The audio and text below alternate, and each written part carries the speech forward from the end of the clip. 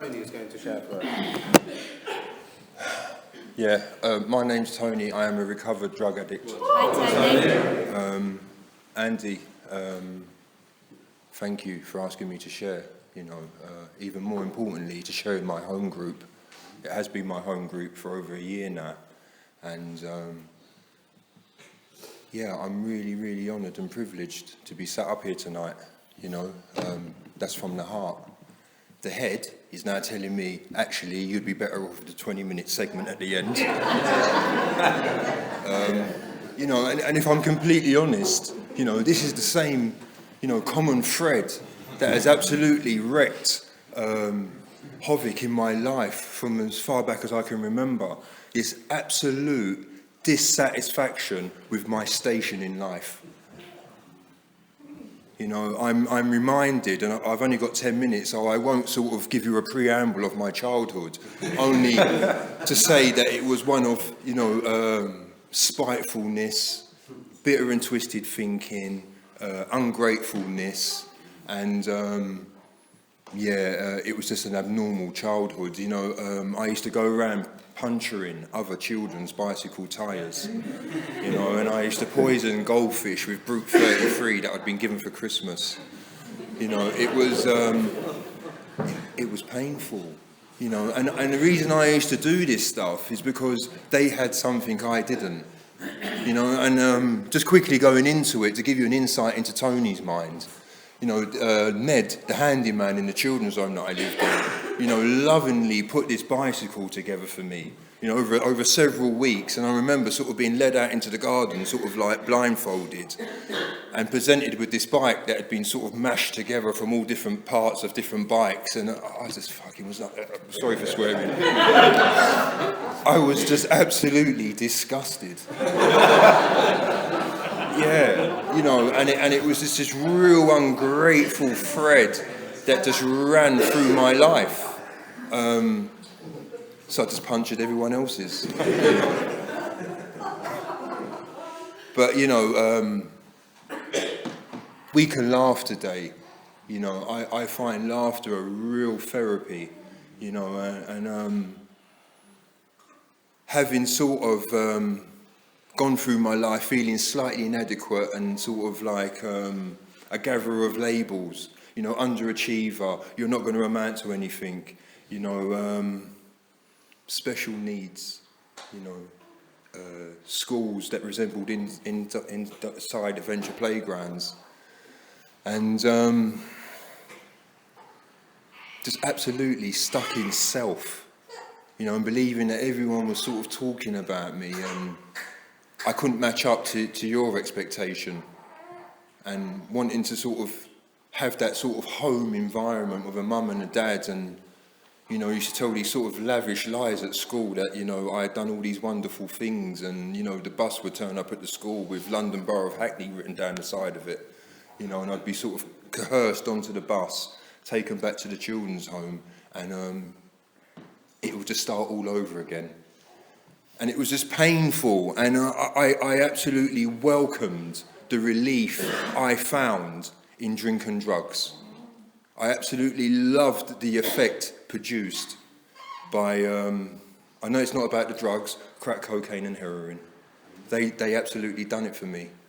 And, fast forward in the tape, 20 odd years, the creature that came out of that alcoholic pit, well, it wasn't a pretty sight. I turned up in that treatment centre as an ongoing human concern, a flicker. My flame was about to be extinguished. And these loving people in that treatment centre absolutely loved me back to life. And sent me to the dentist, gave me a new set of teeth, some clothes, and sent me to meetings where I heard a message that I too could recover. I don't have to live like that no more. And while I was sat in one of those treatment centres, I cried my eyes out, and there's people in this room who can testify to that. I absolutely cried my eyes out because I felt that that's what was needed for me to shift through my issues, and they would somehow tell me this is the reason why I was an addict. Because for me, once I started, I couldn't stop. You know, I am the hopeless type that's described in this book. And they never did. You know, and if I'm completely honest, I mean, Laura, bless her, was in the same room as we would have group therapy, and half the time I was crying for her. I had this big satellite on my head that just said, you know, beep, beep, beep, help me, beep, beep, beep, help me. You know, and if I'm completely honest, my intentions were not pure and honourable. That's the truth. You know, and I can happily sit here and say, nor were Laura's, you know. But it's been, you know, I'm 4 months short of 4 years clean and sober, without a day off. And, well, maybe a few half days, but, you know, relapse hasn't been my truth.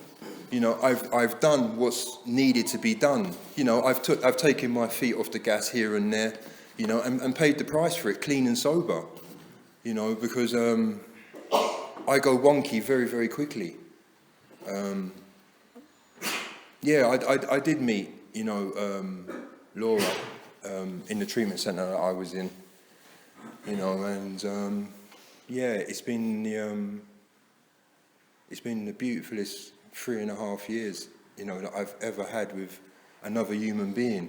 Because prior to sort of coming to Bournemouth, my vocabulary sort of evolved around who's got, where have I got to get to, and I don't mind if you tell me it's rubbish, because I'm still going to try it anyhow. Because what I didn't know is that I was suffering from an illness, a threefold illness, you know, an obsession of the mind, you know, an allergy of the body that develops into a phenomenon of craving beyond my mental control. And I have an underlying spiritual malady that renders me powerless against that next drink or drug.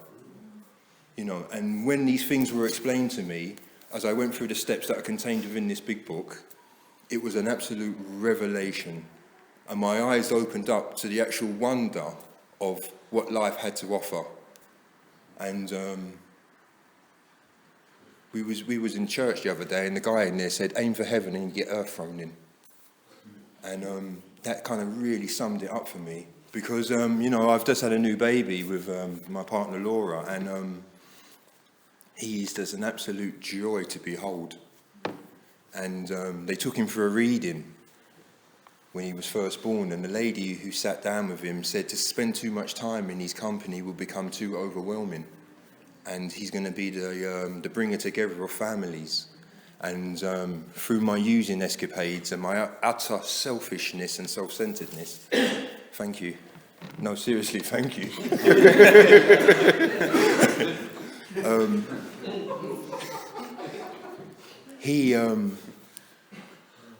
You know, Phil says it beautifully, you know, all bridges burnt, all avenues tried and tested. My mum's door was slammed in my face 5 years ago because my endearing memory that I left her with was my head in her dinner.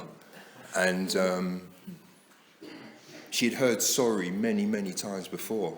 And I had been endeavouring to sort of reconnect with my family, and I'd been sending her cards, and, you know, the twins are now living with me, and I'm doing really well, Mum, and this is what I'm up to, and, you know, Mother's Day cards and such like. And I sent her some photos of the baby, of me, Laura, the twins, you know, explaining that we're all together and the kids are here now. And I came home about 3 weeks ago and there was a parcel outside the door, you know, and, you know, my baby had done that. You know, God had done that, because me by myself, I can't do that, you know. And yeah, it was a beautiful sort of playpen type thing. So yeah, we're off to London on the 22nd, and I'm going to go and see my mum, you know. And yeah, I'm absolutely overwhelmed with the absolute promises that have been bestowed upon me through the CA fellowship, the 12-step program, a good sponsor, and God. You know, I do have my twins living with me. I got a card off them the other day, and I just want to quickly end on this. This is the card, and this is what it says, and you can't make this stuff up. To Daddy, hope you have a great time while I'm gone. make the most of it. Wow. Yeah, I always knew it was a conspiracy. Lack of power is my dilemma, and I have very little power in the morning, and I wake up and they're there. Dad, her breath stinks. She's been snoring all night. Da da da da da da da. So what do? I send them away. I get on my knees. I access some power. That power is God, and I'm able to deal with whatever life has to throw at me. It's been an absolute privilege to share in my home group. We do have a solution. It is the 12-step program contained within the book. We have a design for living that really works. I know everyone in this room. Before I got to Bournemouth, I knew myself, and I didn't know myself that well. Merry Christmas. Thank you. I love you all. Thank you. Now Jodie is going to share for us. Thank you. I'm Jodie. I'm an addict. Thank you, Andy, for asking me to share, and welcome to any visitors or newcomers here. Like Tony was saying, relapse for me hasn't been my journey. I was told when I came here that I never had to use again, and thank God, that has been my story. Providing I do what I was shown when I got here. This Christmas will be the fifth Christmas, clean and sober, and I'm really looking forward to going to spend the time with my family. Just going there, being there with them will be lovely. Being there, being actually present with them will be fantastic, because when I was using, I made a promise. I made loads of promises, and most of them I broke. But I made a promise to my mum that no matter what, I would be with her and the family at Christmas. And that was one promise that I managed to keep. Nearly killed myself trying to do it, but I got there every year without fail. And the monumental effort of when you're out there using in the madness to try and achieve being home at Christmas is ridiculous. I'm no good at shopping anyway. I hate shopping. I'm not much good at cooking either, but that's another story. But I'm, trying to choose and buy the perfect gift for someone at Christmas is really hard. It's even harder trying to shoplift the perfect present. So you're running around all day, Christmas Eve, trying to shoplift. Even if you've got money, you need that money for drugs. You're not going to spend it on gifts for your nearest and dearest. So you've got the shoplifting all done. That's all sorted. You've then got to run around and make sure you've got enough money to buy drugs. You've got to buy a couple of days' worth, because bank holidays are not just for banks. It's also for drug dealers.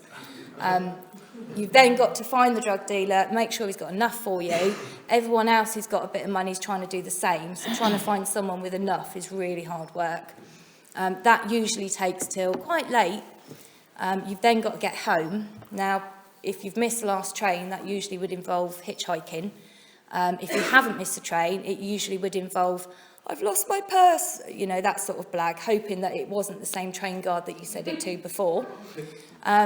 If you're lucky enough to have a car, which I was at times, it would involve having to fill the car up with fuel without spending money. Again, the same pathetic crying blag of, I've lost my purse, and seeing what I could leave them by way of payment. Then having made it home, sort of early hours, Christmas Day, I spend the majority of the time in the toilet. The rest of the time, like Tony says, in various stages of faceplant in the Christmas dinner. And that's it, apart from the occasions where I'm asking my sister to dress my abscess because A, I can't reach, and B, she's a nurse, so clearly it's her duty to do it. I never actually realised how much that affected her until later on when I went to make amends, and she said, that was really hard for me to do. I just expected it. I had very little thought for others. And, and that was sort of in the madness. Things got a bit better during my methadone years, or my green phase, as I like to call it. Wasn't quite so hectic. You still got to shoplift the presents, because you're not going to waste money on when you can shoplift them. And those times, Christmas Day, I just generally am sat in the corner, a massive, stinky ball of self-pity and selfishness. that is actually sweating so much that the Christmas party hat has turned my forehead orange. And that's what I brought to Christmas with the family. You know, I was there, but I really wasn't there. And why did I do that to myself? Why did I do that to them? It wasn't through choice. It was because I'm an addict. You know, a long, long time ago, when I took the first drug I ever took, I didn't start using every day from the first drug I took, but that obsession switched on instantly. I knew I was going to do it again, and I wanted to do it again. And all the time that I wasn't using, I was plotting and thinking about when the next time would be that I could do it. You know, it did obviously lead to using every day. That craving, you know, it just became uncontrollable, all-consuming. I enjoyed the effect produced, as it speaks about. You know, my brain literally is a tornado, and that shut that down. And that was good, you know, but it didn't ever last. The trouble with the drugs is that you need more and more to try and sustain any kind of feeling, and you're doing more and more wrongs and harms and hurting people, and the only solution for me for that is use more to try and numb the pain, I guess. And that's pretty much how it was until I came here. I didn't come through choice. I came because people were on my case, telling me I should do something about my problem. I had tried previously, like counselling. I literally bored the counsellor to the point where she fell asleep. You know, I tried various things to try and sort my head out. I'd never actually tried giving up drugs or recovery. But eventually I came here, and it wasn't instantly that I heard a message. I heard people talking about being clean, working the 12 steps, having a sponsor. It all initially seemed to me like a little bit too much like hard work. It was, you know, yes, I want to be clean, but I'm not really sure I want to go to those lengths. Eventually I got to a point where I was so desperate. I was so beaten. My spirit had broken into 1,000 tiny pieces, and I didn't know any way of getting that back together. Around me, my circumstances outside of me were better than they had been in a very long time, and yet inside I was just dead. And I was in the right place at the right time. I'd been shown these rooms. I'd been encouraged to get a sponsor. People had been shouting it out, and eventually I did. You know, a woman was put into my path who instantly, the minute I spoke to her, I knew she had a solution. I knew the solution was here, but I knew this woman, she has something that I want. She can show me. You know, she basically laid out for me really simply what I needed to do on a daily basis to start my journey of recovery. And, you know, when she said, "Are you willing to go to any lengths?" that was, I really wasn't sure. I said yes, you know, and I'm sort of thinking, what are they going to be? Nothing she has asked me to do has been anything outside of what's in this book. Oh, there goes just for today. Thank you. You know, what she did was guide me through the 12 steps so that I could recover in here and up here.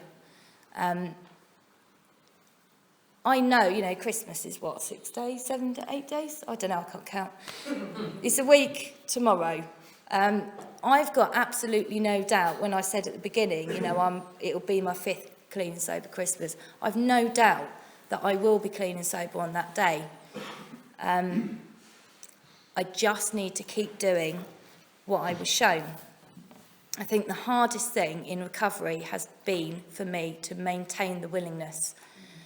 That can sometimes waver, especially when I'm feeling a bit better about things, when life's going smoothly. I can get this little tiny thought in my head like, maybe you don't need to do so much of that, or, you know.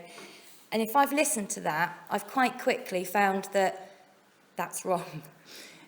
Quite quickly I found that I start to feel a little bit restless. I start to feel a little bit irritable. I start to feel a bit bored. I get bored very easily. I've got this grasshopper brain that kind of can't stick to one thing for very long.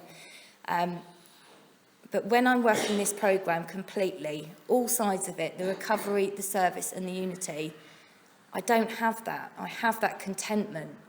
I thought recovery would be boring. I have been very pleasantly surprised.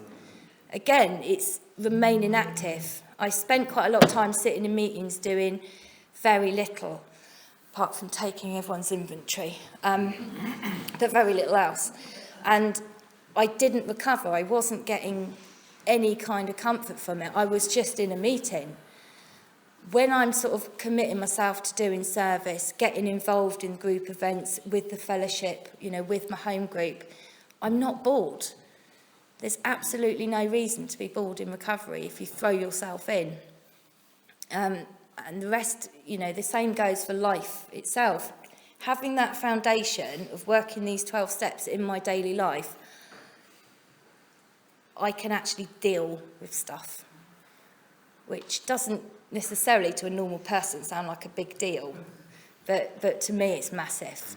Someone who would rather run away or stick their head in the sand or just worry to the point where I was literally about to spontaneously combust.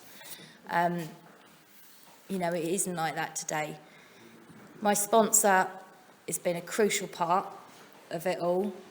She's the one who's helped me get my connection to God, because without God in my life, without a higher power, call it what you want, I couldn't do this. Craig's taking the card away, so I'm sure that's my cue to shut up. But yeah, thank you to all of you. And as Tony said, Merry Christmas and Happy New Year to you all. Lovely to be here. Thank you. Thank you. Now Rico is going to share for us. My name's Rico and I'm an addict. Hi Rico. Thanks for asking me, Andy.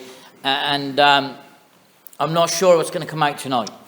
I'm not sure I should be here, to be honest, but I got a concussion on Thursday, and I keep every now and then sort of kind of losing it. So if you see me sort of nod to him, give me a prod, and I should get going again. But and it's funny actually, that thing, it happened Thursday morning, and it's only thanks to one of my home group members who had the balls to say he wasn't worried about it being a difficult situation or embarrassing or anything. He stopped me and said, "You're not right. There's something wrong with you." And I didn't know. I'm not joking. I was going the wrong way. I wanted to go this way. I'd get to junctions. I didn't know which way to go. I was just completely confused. And I didn't know there was anything wrong with me. A little bit like alcoholism.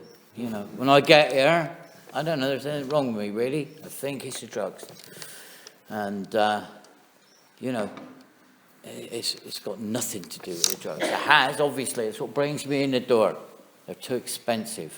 Or, that's what the kind of thing I think when I get here. And also, if there's a shy sharers, I know we've got a few. If what's the worst for me? For instance, even what's the worst that can happen? I can go blank. You lot will have a giggle. Hopefully, I'll have a giggle, and we'll get going again. That's it. In 2 weeks' time, no one's going to remember it, apart from me.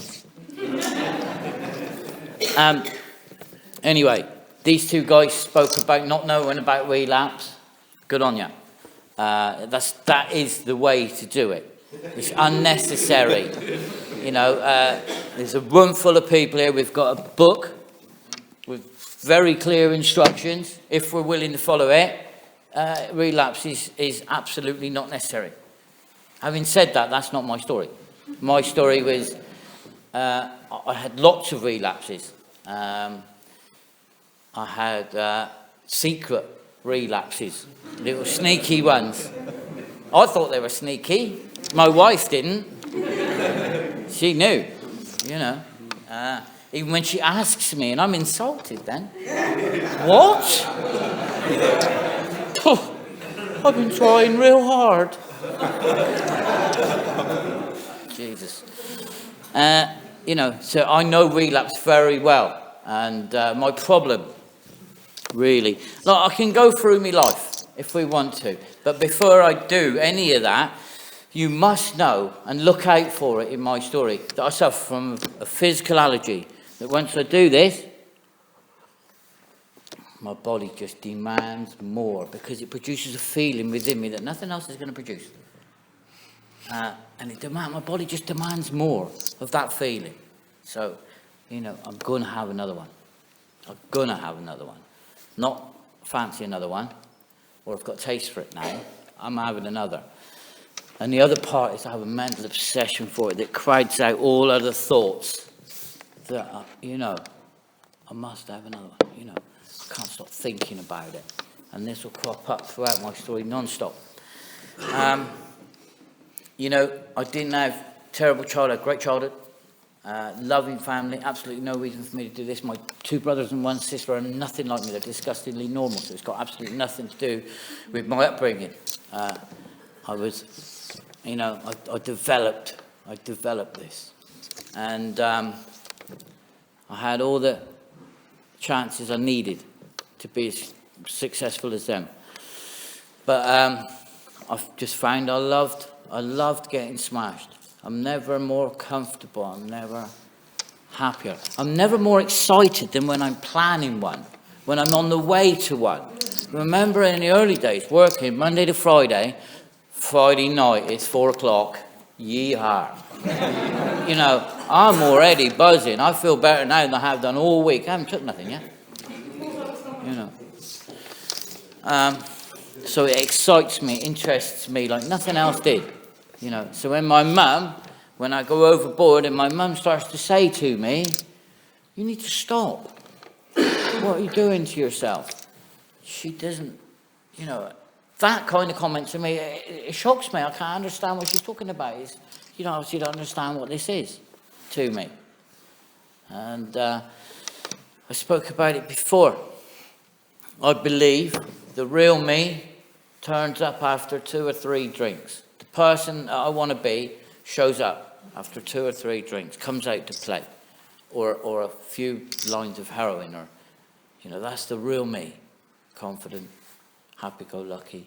I don't care what you think about me. I don't care if you like me. That's how I want to be, that comfortable in myself. The only thing is, my family don't like me when I'm like that. My friends, they're not interested in me on 2 or 3 or gone overboard. They like the cretin that's sober and clean, the person I can't stand, the person who's too afraid to say anything to anyone. They like that person because he's polite. He's quiet. And I can't match this because when they look at me and I've given up, inside I'm falling apart. Outside, from their point of view, I look better. He's doing well. I want to come up and say, you're doing good, son. I want to scream. I can't keep this up. No, I'm not doing well. And then I use, and inside, that's all better. Now I feel like they saw me just now. But then everything else around me starts to fall apart. And I'm looking at the people thinking, what? I'm all right now. Confusing, So trying to explain this, and this is why we meet like this, eh? Because trying to explain this to you lot are all laughing because you identify.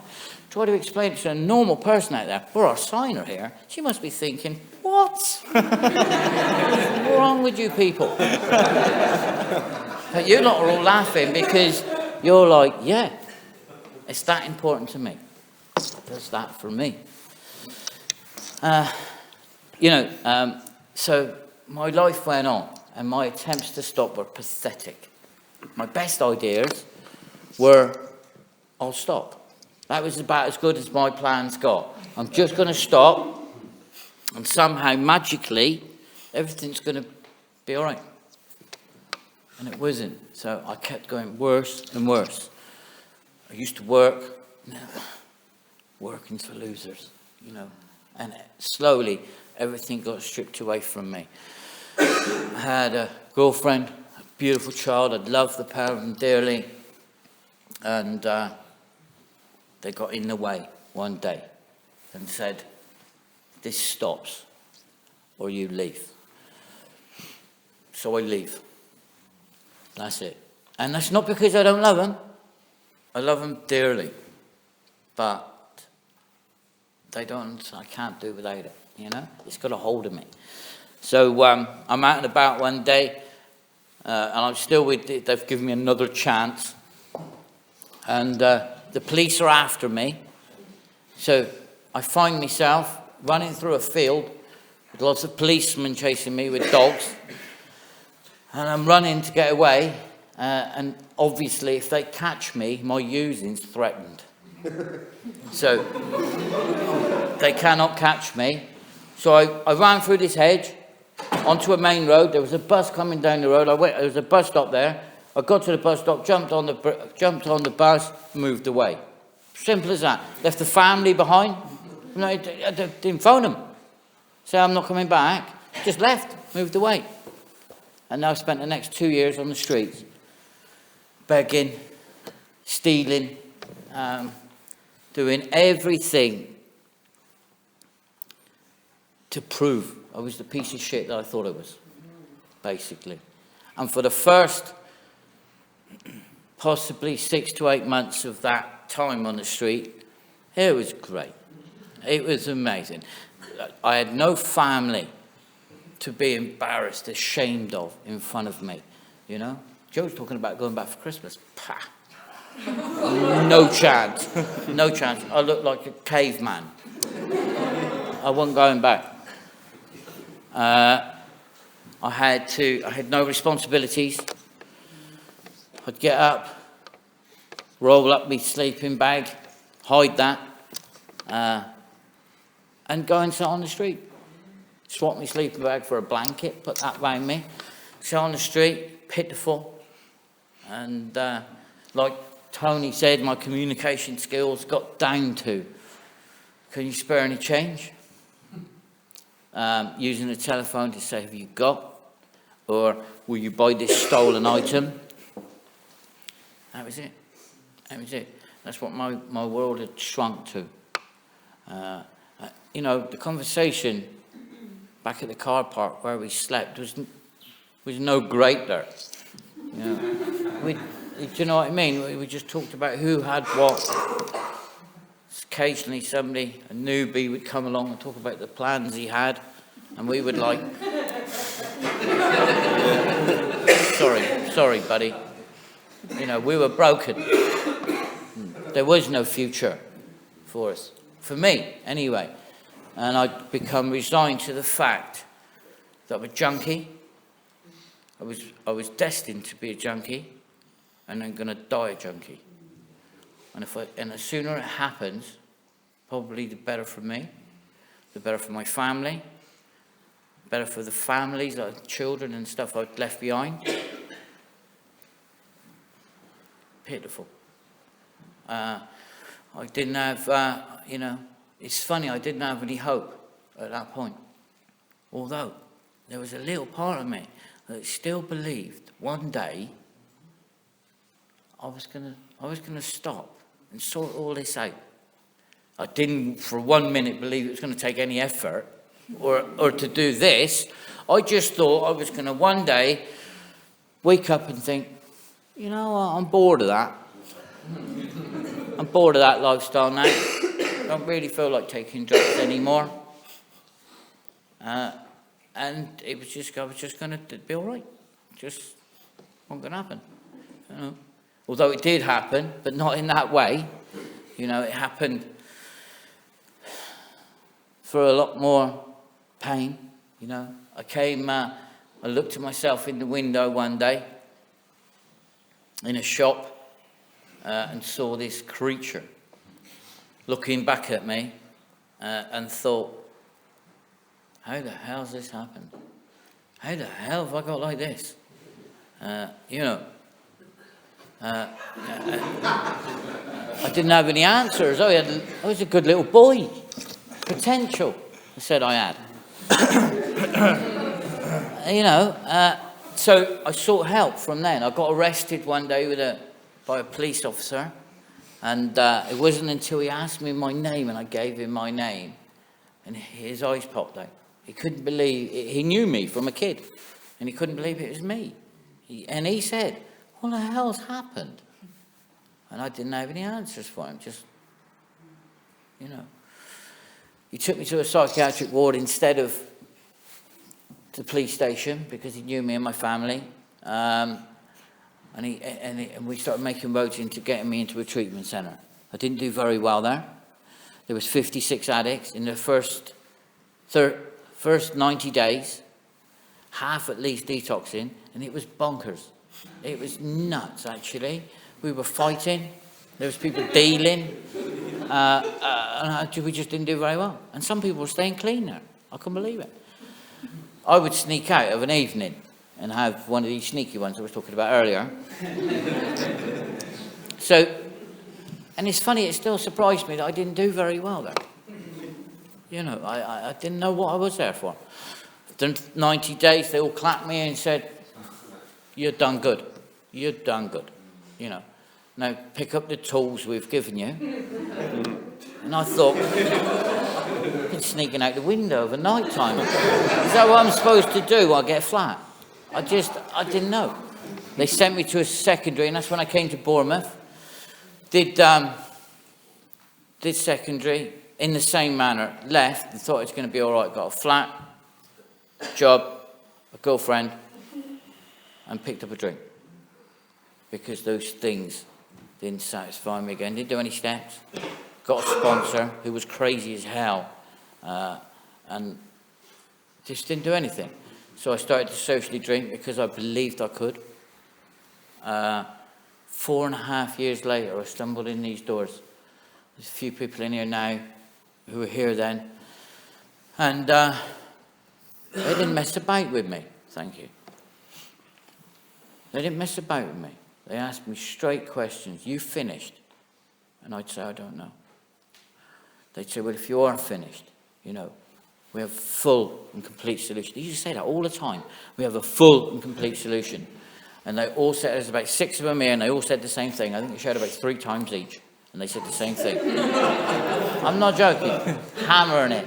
I was the only newcomer in this room. Can you imagine?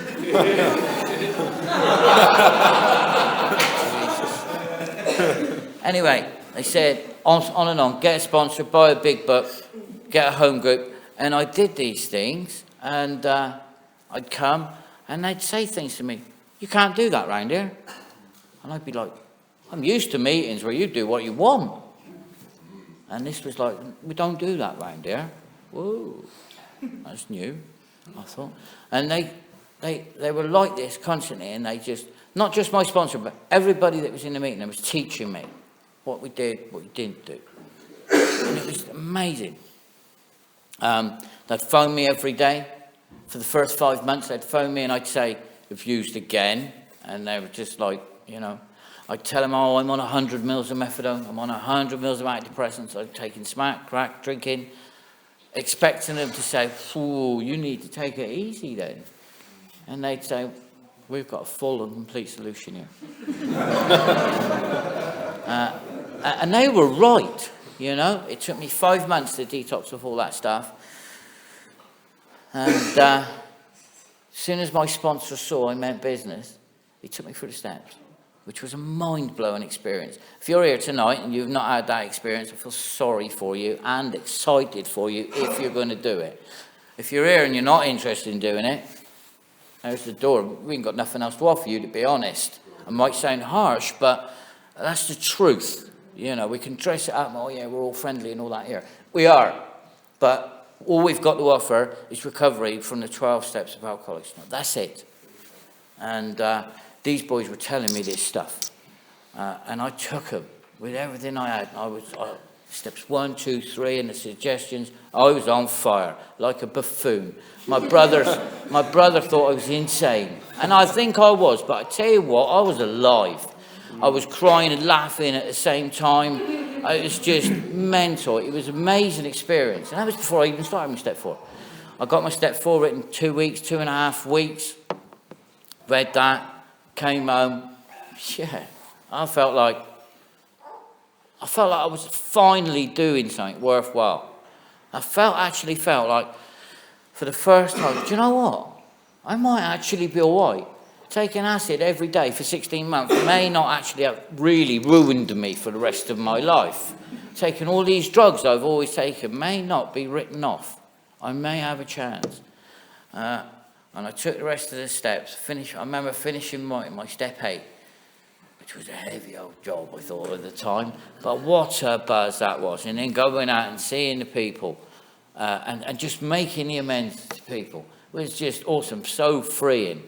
Even the ones where I said to my brother, I'm sober, he'd say, so what? So am I. Saying to me, Mum, making the amends, and she'd say, these are words. So what? So what?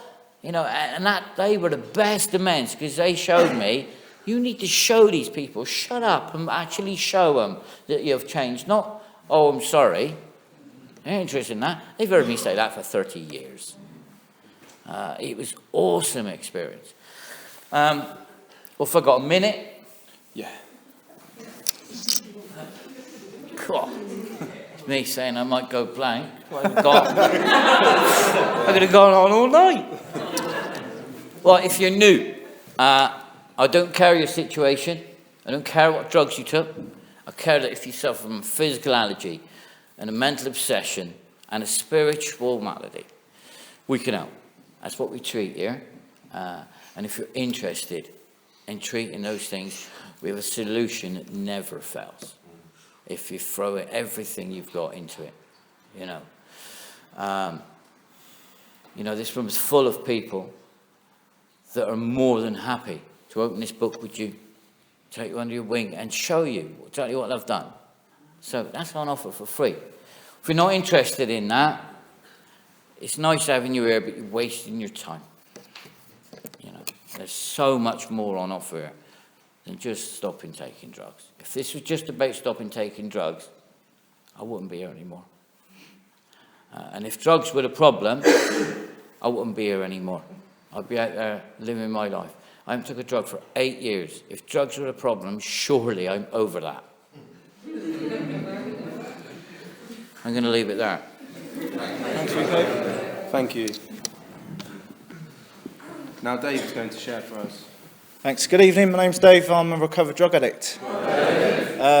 Thanks, guys, for your shares, and welcome if you're new. And it feels like your seat's on fire, because that's what it was like when I first got here. And I'll try and make some sense out of my nonsense, tell the truth about my lies. I say I'm a recovered drug addict, and that's, when I heard that, I was like, who do you think you are? You know what I mean? But I've recovered from the idea that I need to treat myself and how I feel by using drugs, because I did that for a long time. Because, I'll tell you a little bit about my story. It's quite confusing. It was confusing to me because I lived it. I'm a Cornish Cockney Scotsman. I'm here, there and everywhere. Stuff went on in my childhood that kind of left me with a real identity crisis, so it's nice to just keep it as simple as I'm a drug addict. You know what I mean? And that's as simple as I keep it here. It's my identity out there as well, and I'm in situations and someone might go, fancy a drink, Dave? Do you know what I mean? And I've got the ability to go, that's all right, thanks. I don't want one, not for me. Before, I'd always have that feeling of, I've got to have one, you know what I mean? What will they think of me if I don't drink? I've got to have it. Because I was living a life where my mind was telling me lies all the time. And what I found out when I got here was that the problem centres in my mind, and the lies, my conscience telling me, you need this, you need that, you're not good enough. They think you're an idiot. Because when I was at school, I moved around, I moved different parts of the country, here, there and everywhere. I was always the new kid, you know what I mean? I was always trying to tell a story, get you to like me, accept me, be impressed by me or whatever. And it was all nonsense most of the time, you know what I mean? And I pushed the boat out on the stories that I told, and then when I got found out, it was really embarrassing. And, so what I'd get from that was, yeah, I need you to accept me. I need to feel all right, because I just feel terrible about myself and about living in this world. Because, I found out that my mum had been adopted, that my real dad wasn't my real dad. So it left me with that identity thing of who am I, what am I doing in this family? I'm being collected from school by my grandparents in the Volvo estate, a bit middle class. I wasn't middle class, you know what I mean? I didn't know who my parents were, so it kind of left me with this, You know, they looked after me, they treated me really well, morals, values, dragged me to church on a Sunday, and I was kind of, it didn't feel right, it didn't fit, it just was like, I need to escape this kind of being told what to do. And, you know, when I was kind of spent some time with my mum, because she wasn't very well, it was kind of, the reins were off, I was free range, I did what I'd liked, and then I didn't like that, because I was like, well, where's the boundary? So I got this problem, I just can't be satisfied, you know, and kind of, you know, when I'm little, it was like food was my friend, because I was the little fat kid that never got picked at football, and, you know, I kind of gorged myself, and I'd watch hours and hours of TV, and I'd collect hundreds of Matchbox cars, and, you know, I was obsessed, you know what I mean? I'd be like that toddler in the supermarket that would just drop to the floor, scream and shout to get my way, to get what I wanted, you know what I mean, and make a scene. You know, and kind of going through life, you know, school was not really an interest of mine, you know, educating myself, you know, I'd rather just be on stage and kind of act the fool and spend all my time outside the headmaster's office and getting in trouble, you know, being told off, yeah, I'm sorry, it won't happen again, straighten up for a little while, and then get bored with that kind of normal walking the path kind of life. And you know, so that's what I did. I kind of moved around, messed about, didn't think about a future, didn't think about sitting exams, you know, just in the dream world. You know, I remember my kind of attitude towards alcohol at first for me. You know, the first thing I think accessible for most addicts, it was like, you know, as a kid watching the westerns.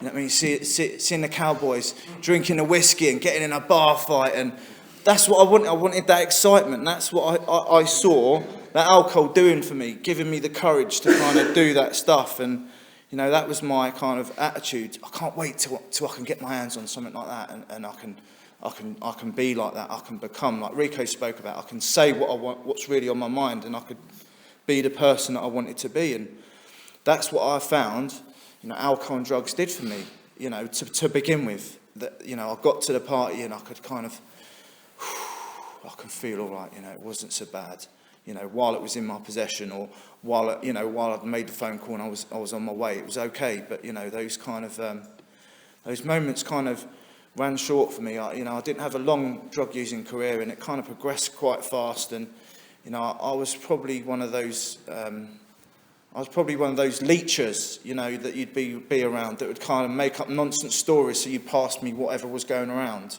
and just to keep that going, so I wouldn't have to smoke mine, I'll smoke yours, you know. And that's just the way I went on. I was just kind of trying to walk the moral line of, you know, as soon as parental guidance was off, and I was sort of 17, 18, I was down the pub, and I was mixing with people, and I was like, I was wild, you know what I mean? I didn't care. I kind of had this kind of self-loathing for myself because of this identity problem that I was dealing with, and just this acceptance of what life was. Life was, you know, responsibilities, hard work, and it just seemed just too much for me to handle. So I'd kind of get out of my head as often as I could. And, you know, my kind of thinking, here's an example, my thinking around the first job that I got when I was 17, working in this bakery, starting at 4 in the morning, finishing at 12, was, well, I'm not very good at early mornings, so maybe if I start taking amphetamine to give me that little kick to spark me up. You know, most people have a bit of cereal or some porridge. It was lines of amphetamine for me, and I'd be off to work, and I'd be buzzing around work all day long, and people would ask me to do things, and, you know, they'd send me to the fridge to get the ingredients. I walk into the fridge, I forget what I was there for. Now, I used the concussion excuse quite a lot, because one of my other great loves was rugby. I got into rugby when I was at school, and that's another time and place where I could kind of feel at ease, and I could be part of something, and I could kind of just forget, you know, that time on the rugby pitch or at training. I could kind of, you know, I could give myself to something, and you know, I just couldn't wait long enough for Saturday to come, and to be around the lads, and to, you know, to push the boat out on the drinking, and to kind of act the fool and get on the table, pull my trousers down, and sort of be like, yeah, you know, all that nonsense that I thought, the ego kind of kudos about being around the chaps and being a bit of a lad. And, you know, I was just a bit of an idiot, really. I'd probably end up in the corner, you know, covered in my own kind of sick most of the time and sort of just messy. But, you know, I'd forget that. It would just, I'd do it again. I couldn't wait for the hangover to be over and to kind of get on with things again. And, you know, that was it. That's just what kept happening to me. I just kept forgetting about the consequences and just getting back on that bike. You know, just kept riding around and around. Progression of drugs, party scene, sort of, you know, moving around again a lot more, getting into a relationship. I thought, I need a relationship. I need to set my past, you know, to one side and think of the future, get a little family. And, you know, as the guys have spoke about, my kind of social skills have dropped down to, do you know anyone? You know, my chat-up line is, do you know anyone can score to this girl? And, you know, we kind of interlinked in using and kind of, it was okay for a little while, you know what I mean? It was, you know, and then one day she turned around to me and I said to her, she was a bit out of her head. I said, well, what's wrong with you? She goes, oh, I've been using heroin. So I instantly became the drug counsellor, you know, locked her in our bedsit for a weekend and I'll get you clean, you know what I mean? It'll be all right. And you know, she kind of talked me round and I was like, I was intrigued. So what's it all, you know, she started telling me about the effects and I was actually, that sounds all right, you know, it does what? It makes you sick, but, you know, so we made the call, you know, I'm throwing up in the toilet, laughing and you know, it ain't so bad and, you know, I kind of, you know, I start that kind of relationship with Class A drugs as well and it just kind of, it starts to get messy, you know, the excuses to the family of, I've been kicked out of a flat, I need a deposit, and, you know, and then that's gone, and then, you know, there's this, there's that, and just things get chaotic, you know, and for me, the answer usually is get a new postcode, you know what I mean, run away from the people I owe money to, it's all getting a bit too much, and this is what I do, I just move and move and move, and the problem follows me, you know, my kind of, my thinking was in 2000 is escape to the country. I moved back to Cornwall, back to my grandparents, and you know, go to the country pub and drink cider, and you know, it'll all be all right. And the thing is with that, it just gets boring. You know what I mean? Standing around with a bunch of farmers talking about the livestock or what was on Country File the other night. It's just not fast paced enough for me, and I'm just, you know, just that's. You know, I want to know who's getting stabbed or, you know, who's doing what to who and what's happening here. And, you know, I jump into that lifestyle again. You know, I'm travelling 20 miles a day to get the drug of no choice as it ends up for me. And still thinking, it's all right. Well, I've got a job and I'm treating myself and, you know, things ain't so bad. And, you know, once I get this or I get that and you know, I kind of start to look for the stuff, you know, that will make it better, you know, like a car and, you know, another relationship with someone who's a bit more sensible. So, you know, I kind of, you know, my partner at the moment is a community nurse and I had a bit of a thing for nurses. I started off with a dental nurse and I went on to a mental health nurse and she was more mental than me. She was out there, but I thought she was the one, you know, she had a kid and everything was going to be okay and, you know, it turned out not to be. You know, that was kind of quite a dark time in my life where we were kind of dragging our son around and we were pitiful, you know. It kind of ended up sort of just, you know, just not nice. And I kind of starting to see the powerlessness of my drug use was really kind of, you know, dragging this little boy around to crack houses and sort of leaving him with people and just, you know, locking him in the bedroom while we're doing what we've got to do. You know, and this sort of stuff started to bug me a little bit. You know, I just started to realise this isn't right. You know, this shouldn't be happening to a kind of little treat on a Friday night. This is like a full-time job now. This is, you know, hard work. You know, that physical stopwatch that's going off inside me. If I need, I want, I've got to have. You know what I mean? I can't cope. I need, you know, I need this stuff. I'm addicted. You know what I mean? And if you're sitting here tonight thinking, you know, I've had problems with drugs. You know what I mean? You know, it's for you to kind of work out whether you need to take these steps. Because I knew when I kind of got through a bit of treatment and you know, kind of could see myself. Because when I got here, you know, they said to me miracles could happen. And the year I got into treatment, Millwall were in the FA Cup final. So, you know, things can kind of happen there that the unexpected can happen. You know, I started to realise that, you know, if I do work this stuff, I see the 12 steps, I'm powerless. My life is totally unmanageable. I can't control my emotional nature, you know.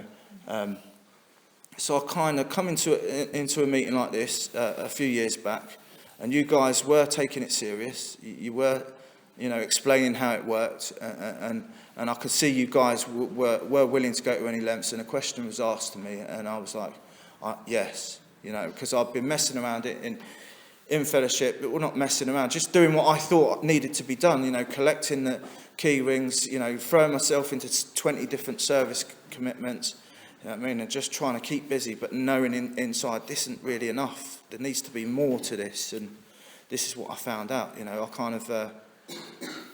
I completely gave myself to the simple program, which, you know, I'd kind of been half measured in my kind of approach up to that point, and now I was like, what will be, hands up and surrender. I need to, you know, because I was going bonkers, clean and sober, and it just weren't nice. My head was just talking nonsense to me all the time, and, you know, I knew the clearing out process was in the step 4, you know, to be fearless and thorough about, you know, all of my nonsense, which I was, and kind of to share that with another person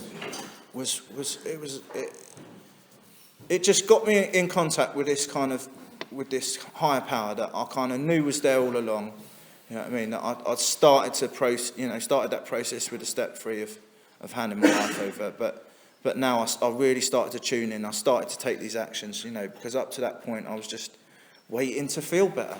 You know, when I feel better, I'll do something. But you guys were telling me to do something, and then, you know, because people in here have helped me, and I've helped people in here, and, you know, it was really about the things that I did, you know, not that what I said in the meeting, you know, because it's not important what I say here, or you know, it's what I do in between, you know, the Serenity Prayer at the end of the meeting and out in my life, you know, how I interact and how I get on with people. Because when I walked into a shop, it would be like, you know, or when I'm interacting with anyone, it was just a busy head, thinking what you're thinking about me, not being able to relax, not being able to let things go, resentments burning up, you know, thinking about what he did to me 3 years ago, what he said. You know, an example of this was today. It's a lot better for me now, you know. Last week I got a parking ticket. So, okay, it's sat in my wallet for nearly a week now. And I'm going to pay this parking ticket because that's what I've got to do now. I can't just hide it under the settee and forget about it. You know, so I'm on the phone to the woman paying this parking ticket, you know, and I'm giving her my details, and I'm thinking, you could be a bit nicer to me. This is costing me 40 quid. You know, and that's the nonsense my brain tells me. It's just get on with it, you know, just do what you got to do. Clear your side of the street. Be a productive member of society, you know. Involve yourself with the fellowship, because that's what I've kind of done, you know. It was when I kind of sat in the steering committees after the meeting and kind of realised that maybe I've got something to contribute, you know, I've got something to give. You know, I've got involved with H&I committees and PI committees, and, you know, I had someone to be accountable to as well as my sponsor. It was like a committee expecting a report off me. Well, what have you done, Dave? You know what I mean? It was just another step up for me, where the thought of responsibility scared me when I first got here. The thought of actually having to do something and account for it was too fearful. But now, you know, I find that's part of my life now. It just comes without thinking. Picking up the phone, you know what I mean? Getting in contact with prisons, you know, a women's refuge down where I'm at, down in Plymouth. And I've took this with me, you know, certain things have happened in my life. And another example of this is there's lots of people that will talk about this, you know, but for me, a home group was 4 years ago. I was back in playing rugby. I got badly injured. I caught an elbow in my eye, lost the sight in my eye. I'm in Dorchester Hospital. I'm lying there in self-pity thinking, God, why have you done this to me? You know, I'm thinking about using. I'm already halfway there on what they've got me on. And people from this home group and the fellowship brought the solution to my bedside when I was suffering. You know, wouldn't let me off the hook. You know, propped up the book by my side of the bed. You know what I mean? Pamphlets and share CDs. And I was like, okay, right, you know, and I gave myself to it again. And it's part of my experience now that whatever you've got, going on. Whatever happens in recovery, I can get through it. You know, I can kind of recommit myself to this stuff, and that's what's happened to me. I've found at times the hardest thing is keeping that willingness alive. You know, keeping that, you know, keep asking for that opportunity to help someone in my kind of prayers in the morning, and somebody will say to me, "Oh, do you know such and such? He's moving. Could you maybe give him a hand?" And stuff like that just happens, and it's not coincidence. Stuff kind of gets put in my path that I find that I have the skills and the ability to be able to answer that call today, where before I'd run and hide. I had the fear all over me. I just couldn't cope. And today I can cope. You know, I can stick my flag in the ground and make a commitment and say I'll be there, and I will be there, and I'll turn up, and, you know, I'll do the right thing. And this just wasn't me. I was a cheat and a liar.